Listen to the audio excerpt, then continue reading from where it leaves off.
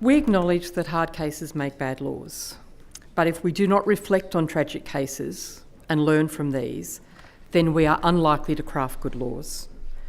The death of Molly Ticehurst in Forbes a few weeks ago now is tragic. A young mother, a childcare worker, a woman who was murdered where she was entitled to feel safe in her own home, allegedly by a former partner.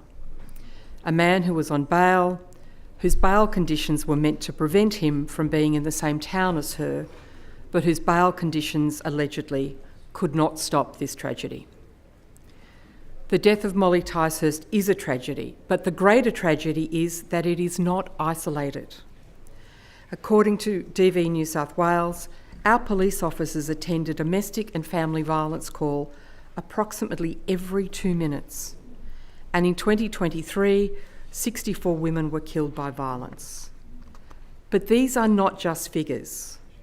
They are mothers, they are daughters, they are sisters, they are aunts, and their tragedies call us to action.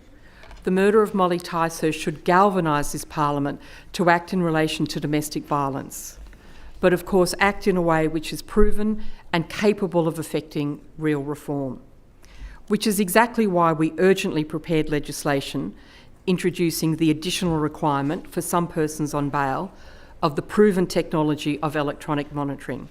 We built on our successful work with respect to electronic monitoring on parole, drafted this legislation in a timely fashion, and introduced it in the Legislative Assembly last month.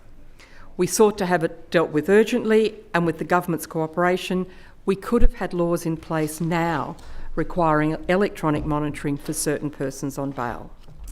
The government, however, needed more time to consider how it was to respond to this urgent issue of women's safety.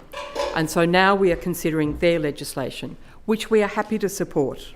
We are committed to working cooperatively and constructively for the safety of women and children. And we are very happy to support a bill in which the government has, frankly, clearly copied our homework. This bill is functionally the same as the bill introduced by the Coalition by the Shadow Assistant Attorney General in the other place over a month ago. I confess that I am perplexed as to why the government voted down the motion of urgency moved by my colleague at that time, only to introduce their own version of the bill now. Whatever the reason, whatever the delay, we now want to focus on the results and practical protections in safety. The bail system is an integral part of the justice system and an important practical recognition of the doctrine of innocent until proven guilty. It also, though, must balance the rights of the accused with the need to protect any alleged victims. This bill, as did our bill, rebalances the scales of justice and, importantly and necessarily, recalibrates the balance between rights and protections in favour of protections. I had intended to move an amendment to this bill, but very happily, the government has accepted the spirit of the amendment that we were going to move. We feel very strongly that it should be magistrates, not registrars, who are making bail decisions. And so I was delighted to see that in the other place, the government was prepared to move in this way, despite their earlier objections. And I'm delighted to see their press release today, which actually put some real resources behind this important move, because without these measures being resourced, they're only words on paper. There is, however, one issue that I think still remains with this bill, and I just flag it as a matter of concern. And that is the provisions of Section 2 of this bill, which provides that this Act commences on a day or days to be appointed by proclamation.